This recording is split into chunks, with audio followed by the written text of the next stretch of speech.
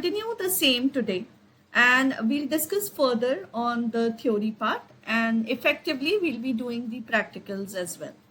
So now the first question is that why NLP? Like, what is so special about this, right? This is my question, that why NLP, why it is so important. Correct.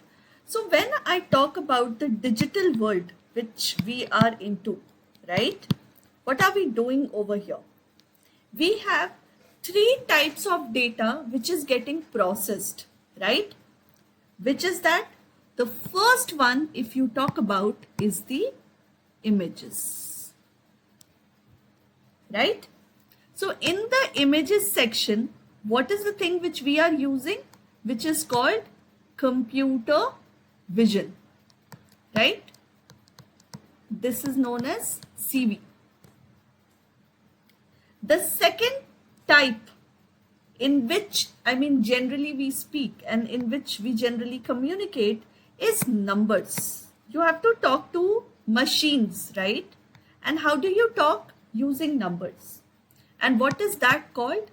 Basically, it is known as the computer programming, which I think everybody is doing currently, correct?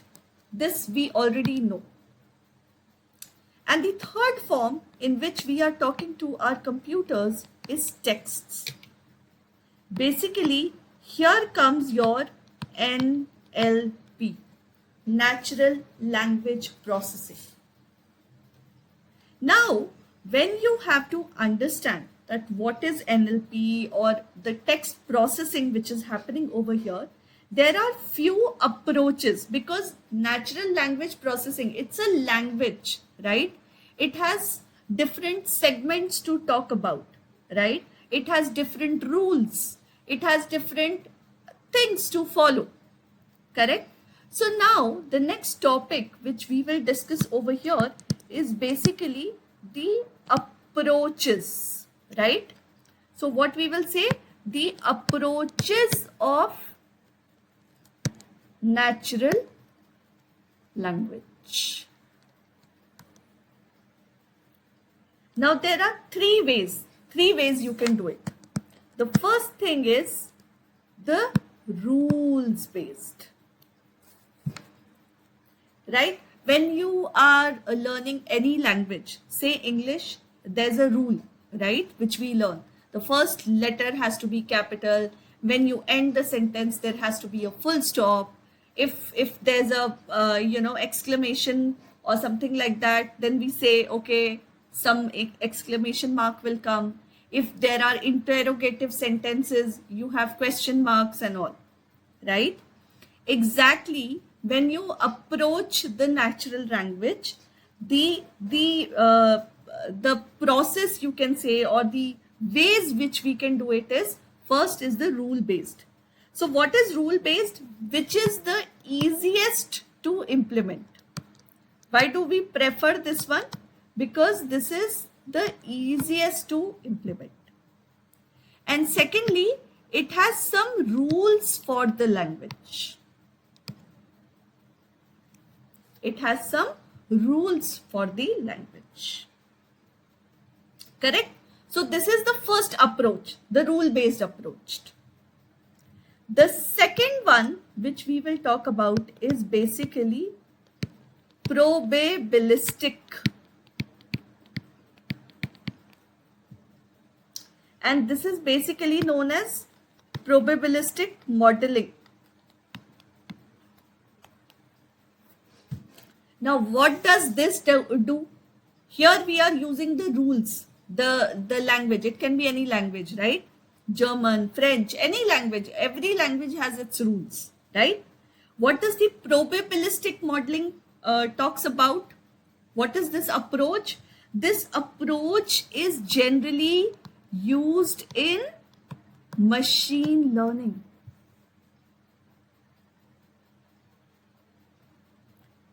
And what do you mean by machine learning? Basically, it uses the training data. What it does? It uses the training data.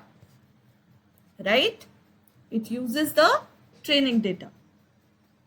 You can make use of the feature engineering, right? So what does this mean? That probabilistic modeling is more into the machine learning type. And the third one, the third approach is very, very, very useful these days, and this is the emerging area, right? The deep learning. Here we are using the advanced techniques, right? The advanced techniques like LSTM. What is the fundamental used here? Basically, we will say RNN. What does this mean? Recurrent neural networks, RNN. And why are we using this when you already have this rule based and all? We are using this because it is easy to scale. So I think now the approaches of natural language processing is understood. What are the approaches? Rule based, probabilistic, and deep learning. Right. Now, what I told you just now, that we are actually, following some rules, right? When actually we talk about the rules, right? So if you talk about the rules, or if you say, okay, let me talk about a language, right? And that language can be written how? It can be written like words plus rules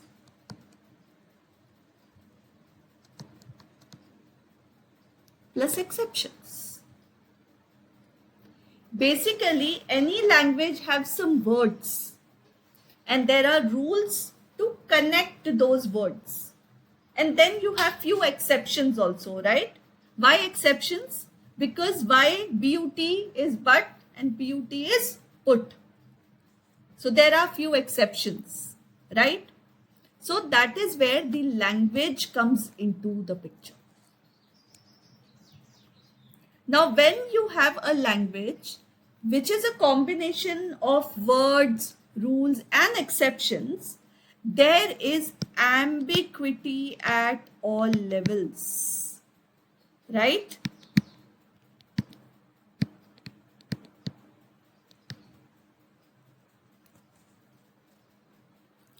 So now what is ambiguity and how many types of ambiguities are there? We will discuss now. To understand a language, to understand its meaning, you should basically know what is a language which it is composed of. If it is an ambiguity, then what do you mean by it? What are the types of ambiguities available? So now I will talk about the ambiguities which are there in NLP. So let me come here.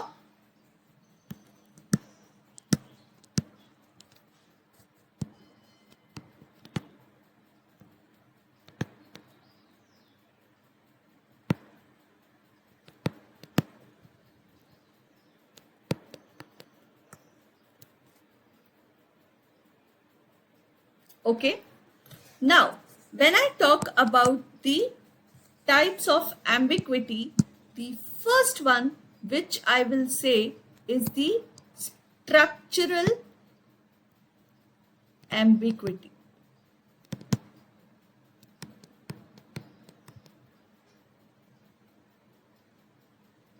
Okay, this is G. Okay, this is G. Now, what do you mean by structural ambiguity is, I'll write two sentences for you over here.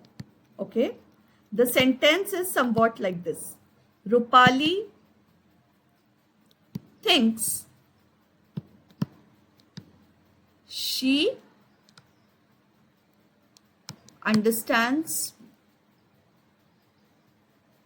And the second one I will write, she thinks Rupali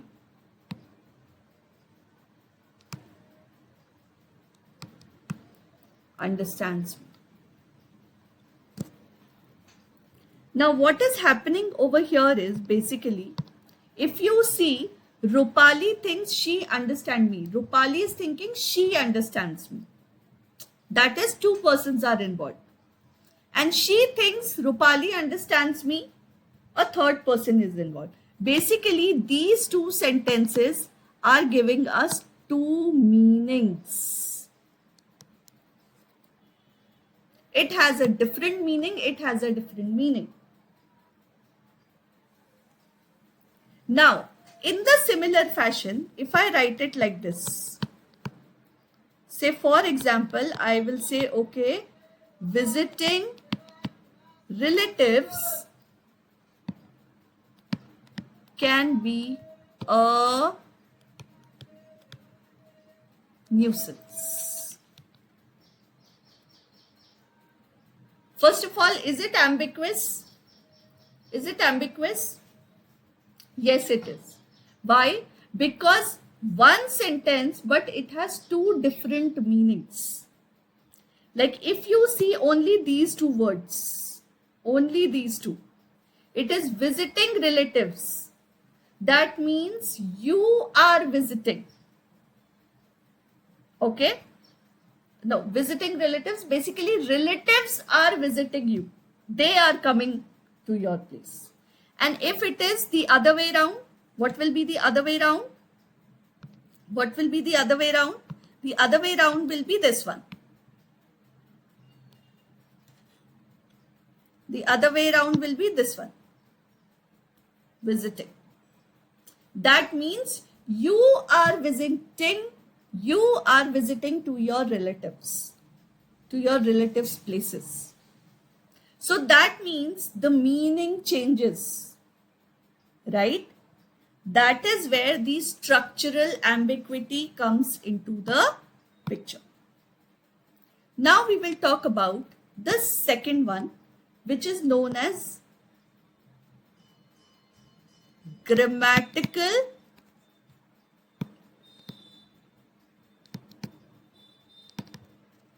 ambiguity. Now, what do you mean by grammatical ambiguity? Suppose I write you go. Now, from this sentence, can you tell me you is what? What is the gender of you? Is it a male or a female? Right? So that is where the structural ambiguity comes in. You is who? Is it a male? Is it a female? You go. I don't know. In the similar fashion, if you say can. Now can be anything. Suppose I say I can drink milk. I can write well. Can I go? Can you do this to me? So that means can is a noun here. Can be a noun, right? For example, I said, can I drink milk? Or I can drink milk. I can drink juice. When I say can, again, when it is modal, correct? When I am saying, can I go? Right? Or when I say, can you work for me? Can you do this for me? Then can is a verb.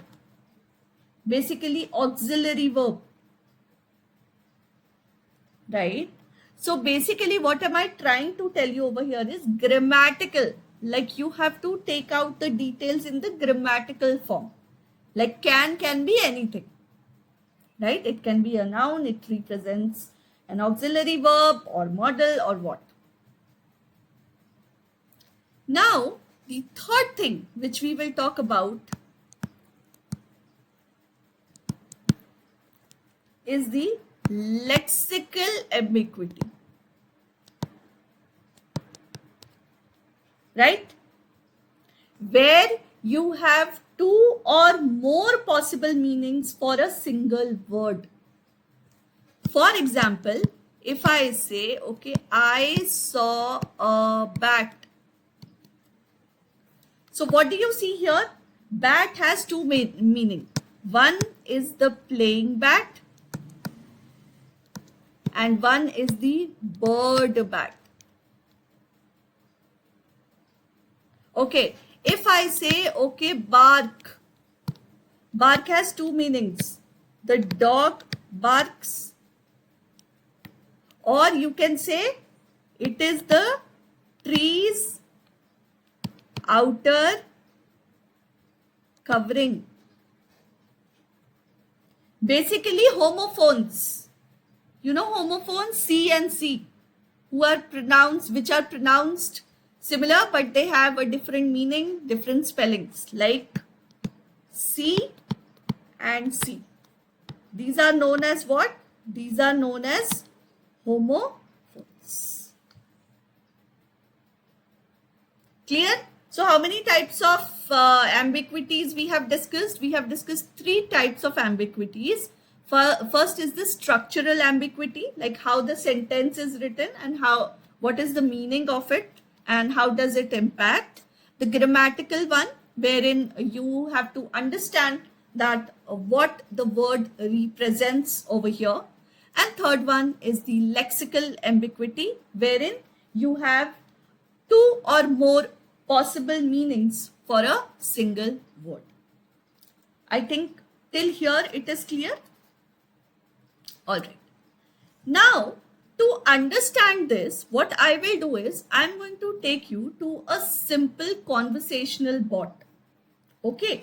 And then we will try to understand the conversation which is happening. And then we will understand the use case of ambiguity. Correct? So what I'll do is I will quickly take you over here. I'm going to take to the images and I'm going to take this up for you.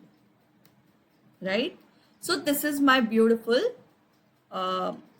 conversational bot. Let me just increase the size for all of you. Okay. Put it this way. Let me make it a little more. Okay. Now, if you see in this conversational bot, what is happening? There's a query from the customer. Okay. And what is this customer asking? Where is White Panda playing in drive-in? Right. So here, if you observe carefully, this White Panda refers to what? It can be an animal. Right? Okay, let me stop. It can be an animal. Okay? It can be a movie. Okay? And it can be an actor. Cartoon actor, right? In cartoon, you have beautiful characters, correct? So now, the conversational bot will try to understand White Panda meaning is what? It is an actor, a movie, or an animal. Right? Now what I am saying, playing in drive-in. So drive-in is what? The conversational bot has to understand that it is a place. Correct? Now, once it understands ki, okay, this is a movie which we are talking about. So the customer is asking, where is the White Panda playing in drive-in? So this is a movie, White Panda is a movie and drive-in is a place. So the conversational bot replies, White Panda is playing at Dynamite 15 Theatre. Okay, so now Dynamite 15 is a theater, which it says. Now the user, the human, again it asks when it is playing there. So the conversational bot replies exactly the right answers. It's playing at 6 p.m. and 10 p.m. Now when I say it's, what is the meaning?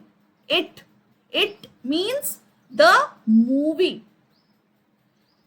There means what? Where? At Dynamite 15 Theatre. So that means your conversational bot or the bot is trying to understand, okay, it refers to the meaning, I mean the timing. And there means what? The there means this theater, the place it is referring to. So it is in reference to the context. Okay. Now, then he says, our human says, okay, I'd like 2 tickets for the show. Now, show means what? As humans, we understand, but is the bot understanding the timing? So yes, he is understanding ki show means the timing. And 2 tickets means full 2 tickets. If you had written 2 tickets and 1 children, 2 adults and 1 children. So the sentence is becoming complex and our bot is trying to understand that conversation. That's what is about NLP. Right? Okay. Now, since you've understood, so that's why I was talking about these types of ambiguities. See how the difference and how the meanings and how the grammatical things makes the difference. Okay. Now the next topic which I would like to discuss over here is basically the stages of NLP. The structure, you can say, I'll put it right away for you. Okay. Now, when I talk about these stages of NLP, like morphology, basically it is the smallest, you can say, like basically the smallest unit of word. Right? I'll explain you. The syntax is like it's the relation between the words. Then semantic, it refers to the meaning. And pragmatics is the abstraction of the context. Now let's try to understand all of these into the details. So when I say, okay, morphological, okay. So when I'm saying, okay, morphological, correct? Basically, these are the levels of language understanding. Like what do you mean by stages? These are the levels of language understanding. Like how do you understand the language, right? That's what it says. Correct. So when I say, just give me a second. Okay. Yes. So when I say, okay, morphological, what it means, I said ki, okay, it is the smallest unit of word. So what does that mean?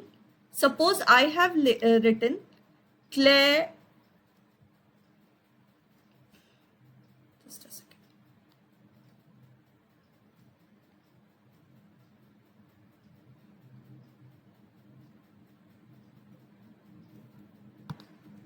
Okay. Suppose I have written cleverly. So we will try to take the smallest unit out of it. So what will be the smallest unit? Clever. Right? It is the morpheme, the smallest one. Right? Or if I write here, say slowly.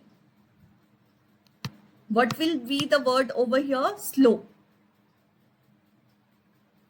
So basically what it is doing, it is transforming the noun into adjective. What it is doing?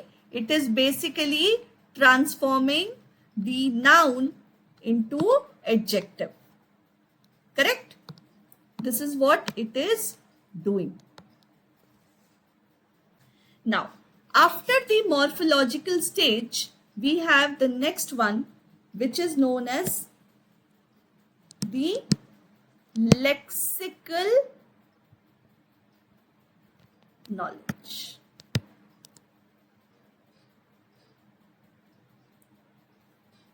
So for example, if you talk about, you have to use the correct suffix for the word. Right? What do you mean by that? Suppose I write here friend full. Okay?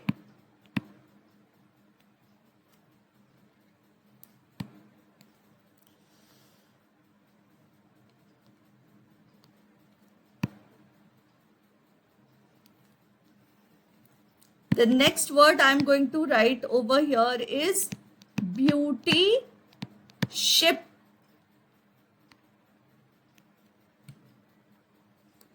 Okay. And then I'm going to write here again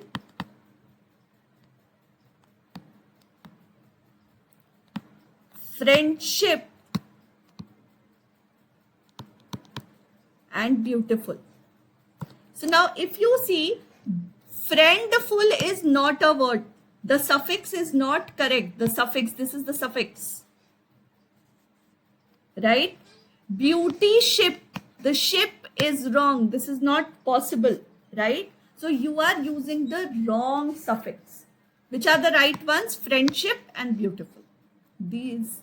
So since you've been studying English from so long, it's been a long time, and you know the right thing, that is why you are able to understand this. Which is the right suffix to understand or to make it a meaningful sentence or a word. Okay, so this is known as lexical knowledge. Now, the third one, right? So first we did morphological knowledge, lexical knowledge. Now we talk about the syntactic one. Correct. Now let me talk about syntactic knowledge. Right? Let me talk on this. Now say, suppose I write one sentence over here. I eat apple. Okay, this is one sentence. So why am I talking about this sentence is that English language has a structure which it follows. What is the English language structure? The English structure is subject, verb and object. So what is the subject I? Verb is eat and object is apple over here. Right? But if you have any Indian language, say Hindi or Marathi or whatever the languages are, they follow a structure which is SOV. Basically subject, object, verb. Now how will you see that?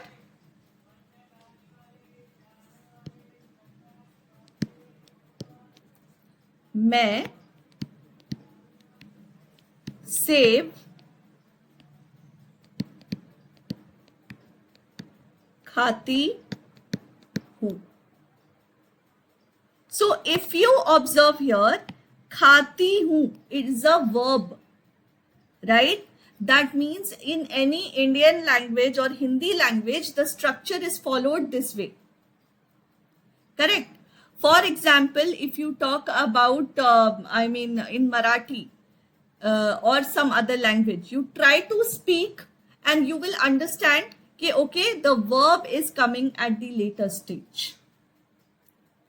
And you know, the beauty of this language is, like, suppose if you are talking about Arabic and all, here the structure is VSO, verb, subject and object.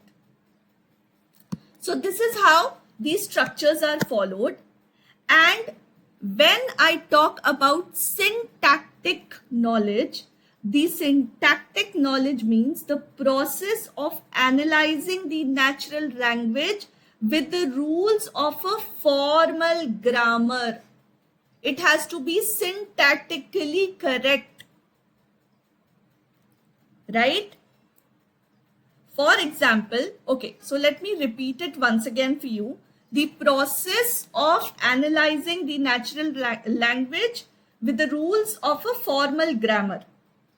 Like, for example, let me write it for you over here. I will say, okay, small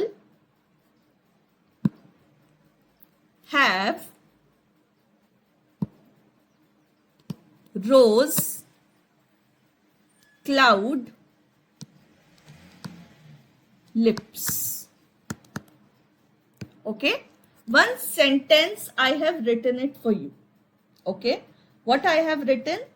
Small have rose cloud lips. Now, if you observe this sentence, it is grammatically wrong. It doesn't make any sense, right? Syntactically also it is wrong. Why?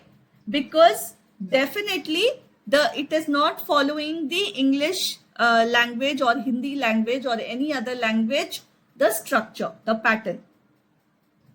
But lexically it is correct. Why lexically it is correct? Because what I said, lexically it has to have the correct word and the suffix which it is using. Small have rose cloud lips. Okay, so that is why when I am talking about this picture, let me bring in the picture once again for you. Okay, when I have this picture for you, what do you see over here? Syntactic relation between the words, right? So this is not making any relation. This is not making any grammatically correct sentence, right? So this is the third knowledge. So how many we've learned? Morphological, lexical and syntactic. That is syntax. Okay. Now we'll come to the fourth one, this semantic. Now I will talk about the next one, which is semantic. Now if you see in this, what it is written? Meaning of the word or the sentence. So meaning of the word. Let me put it for you. Meaning of the words. Now same sentence if I take, okay, small have rose cloud lips. So let me again write it for you. Okay, can I write it like this? Rose cloud have small lips.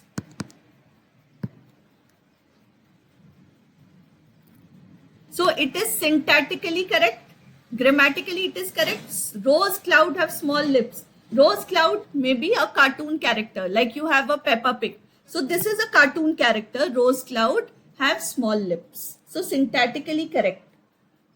But semantically it is incorrect. Why? Because rose and cloud are two different words. So the meanings of the words are not matching. So syntactically it is correct, but semantically it is wrong. So now you've understood the difference, that yes, rose cloud have small lips, because you are understanding grammatically that rose cloud is a cartoon character. But syntactically, if you talk about rose and cloud, rose cloud have small lips, will not make any correct meaning. That's where the semantic comes into the picture. Now we come to the last one, that is pragmatics. Okay, pragmatics. Now what do you mean by pragmatics? Pragmatics means nothing. Pragmatic means Pragmatic means basically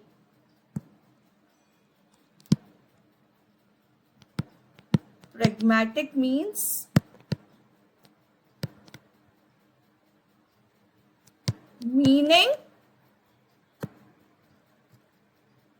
plus the context of the meaning. There's a very thin line of difference. For example, if I write the sentence like this, he cuts paneer with scale. Okay, so now semantically it is a correct sentence. Why? He cuts paneer with a scale, right? But if you see the context to it, right? Like paneer can be cut with anything, right? Knife and this thing. But why it is pragmatically incorrect? Because the context is wrong. Why? Because you know that it has no useful meaning. Now it is making a right sentence. He cuts paneer with scale. Okay, with scale. But do we really cut it with scale? No, we actually do it using a knife. You can do it if you are traveling in a train or somewhere, you want to cut, maybe using a scale you can cut, maybe using a pen also you can cut, right? So basically, semantically it is correct, but pragmatically it is incorrect. It has no useful meaning, right? And one more is there which is not mentioned in this, these stages, which is basically, which I want to talk about one more, that is discourse knowledge.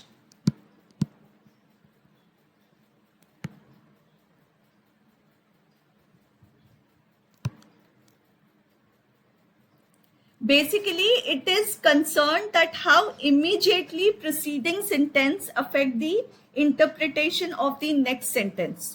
That means next sentence from the previous one, how it will see. For example, if I say, okay, once upon a time there lived a king and a queen in a golden mansion, right? And then I will complete the full story, and later on I will say, okay, they lived happily ever after. So here I am referring to king and queen. They lived, right?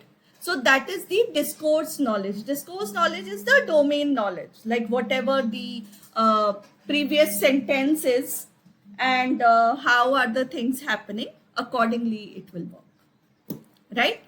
So I think that's all from my side. I'm going to bring in the new demo for it. Keep watching, keep coding. And if you have any doubts, you can put it in the comment section. You can DM me, you can mail me. Thank you so much. That's all for the day.